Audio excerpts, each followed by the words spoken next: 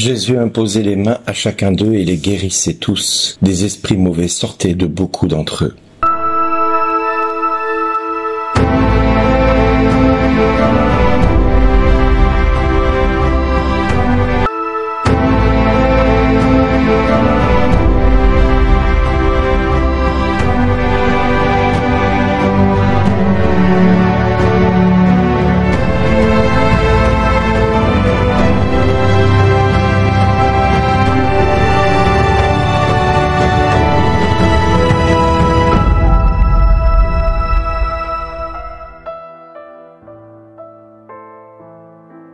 Bonjour les amis, quand nous regardons l'histoire de l'évangile, nous remarquons qu'il y a le contraste flagrant entre ceux qui cherchent Jésus et Jésus, lui, qui guérit toute infirmité, comme la belle-mère de Simon-Pierre, et en même temps qui va délivrer des personnes qui vont être libérées de ces esprits mauvais et par lesquels sortaient beaucoup d'entre eux en criant. Nous voyons aussi que le Christ, il est à la fois le bien en opposition avec le mal, la paix en opposition avec l'angoisse, la joie en opposition avec le désespoir. C'est bien la première fois que le diable est présenté en sortant, c'est-à-dire en fuyant la présence de Dieu par des cris et des hurlements. Nous le voyons à travers le possédé du pays des Généraséens, où le diable lui-même reconnaît Jésus et sait qui il est et va essayer de le dévoiler et Jésus va le faire taire. C'est aussi celui qui sort en colère et furieux, bien entendu, parce que il ne supporte pas la présence de Dieu. Cela dérange, je vais dire, sa tranquillité dans son infestation, dans sa possession de l'âme et du cœur de la personne. Combien de fois nous-mêmes avons pensé que notre rencontre avec Jésus avait pu être une forme de gêne parce que Jésus, ok,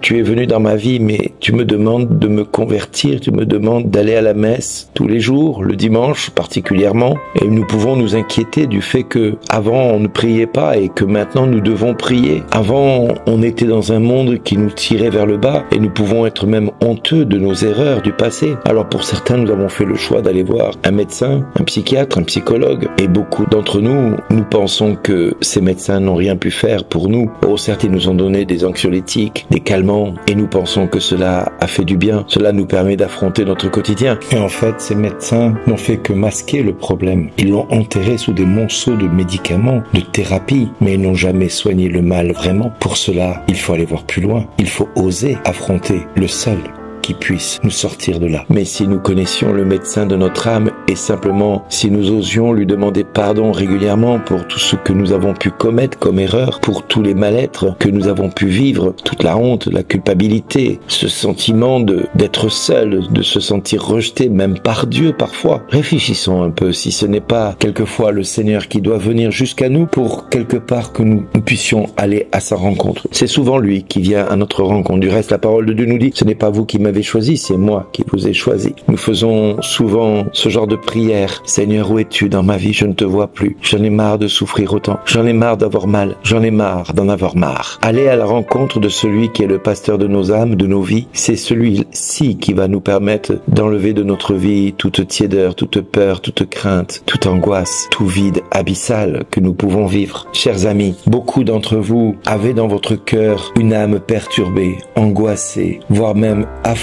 avec une curiosité désordonnée, avec une hyperactivité dans le monde, mais une paresse spirituelle comme personne ne peut avoir. Vous avez envoyé balader le Christ de votre vie, vous l'avez laissé tomber parce que la foi c'est compliqué, il faut se convertir et la foi nous pousse à aller vers l'autre, la foi nous pousse à aimer l'autre, la foi nous pousse à aimer notre prochain et notre ennemi, la foi nous pousse à choisir le Christ. Alors j'ai envie de dire que beaucoup d'entre nous traversons des moments difficiles dans notre vie, mais il y a un antidote qui peut nous permettre de lutter contre tout ce qui est dépressif, tout ce qui est rejet, tout ce qui est inquiétude, angoisse, peur, affolement, sentiment de ne pas être aimé, sentiment d'être de trop dans ce monde, sentiment de ne pas avoir ce que nous aimerions avoir. Il y a un antidote qui peut nous éviter de faire tous les rassemblements chrétiens, tous les parcours sur la terre pour aller chercher une solution et qui ne vient jamais. Tous les voyages que nous avons pu faire pour rencontrer un serviteur de Dieu pour qu'il vienne me délivrer, me guérir de ceci. L'antidote, il est simple. C'est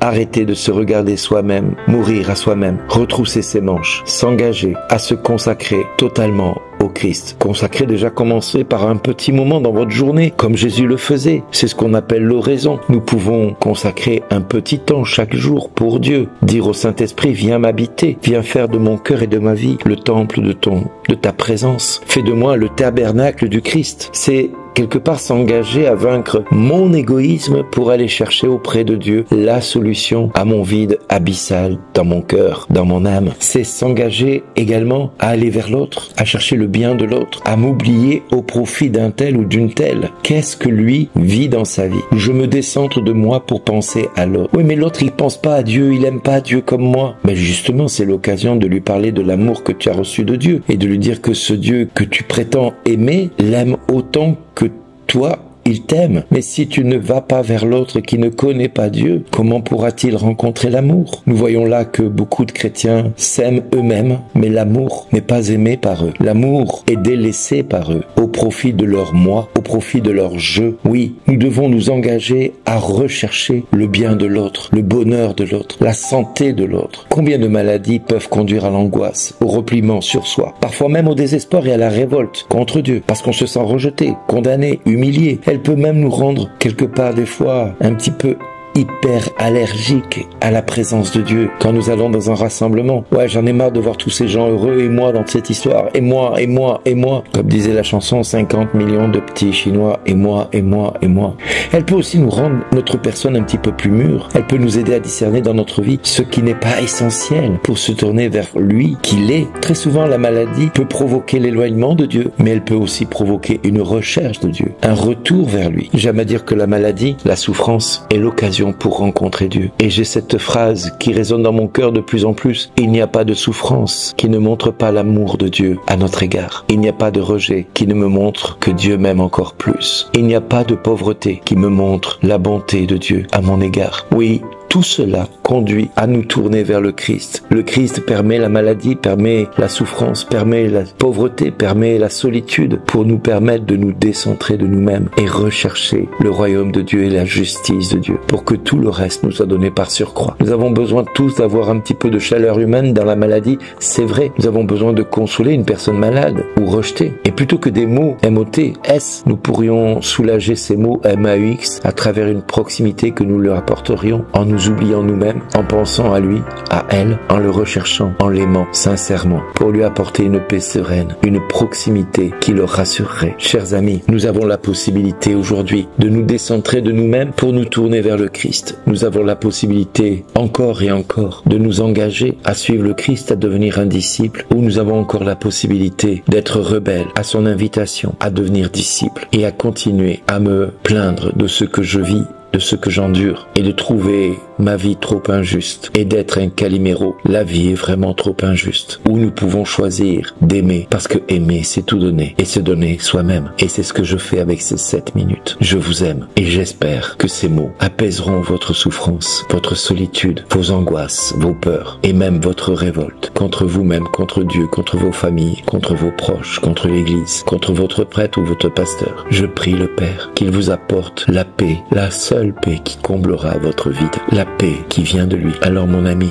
aujourd'hui, il est temps que tu te décentres de ton problème et que tu aimes l'amour, la source de tout amour, celui qui est et qui aimerait que nous l'aimions. Parce que si nous savions de quel amour nous sommes aimés, alors plus rien nous effraierait, plus rien nous angoisserait, plus rien nous ferait souffrir, parce que nous aurions tout en celui qui nous aime par-dessus tout, au point de nous donner son Fils unique, par amour, pour nous venir en aide, pour nous soutenir dans nos épreuves, pour nous libérer de nos angoisses et nous délivrer de toute maladie, nous libérer de toute chaîne. Mais pour cela, il nous faut nous décentrer et aimer l'amour, parce que l'amour n'est pas suffisamment aimé par chacun de nous. Alors mes amis, convertissons-nous et aimons au point de perdre la vie pour aimer. Aimons-le et tout le reste nous sera donné par surcroît. Cherchons son royaume et la justice de Dieu pour que tout le reste nous vienne par surcroît. Je vous invite à regarder Éphésiens 3, 14 à 20, mais également Romains 8, 28, mais également Romains 8, 18, mais également aussi Philippiens 4, 4. Et vous pourrez à ce moment-là vous réjouir de vivre. C'est pour cela que je vous dis à chacun, merci d'exister et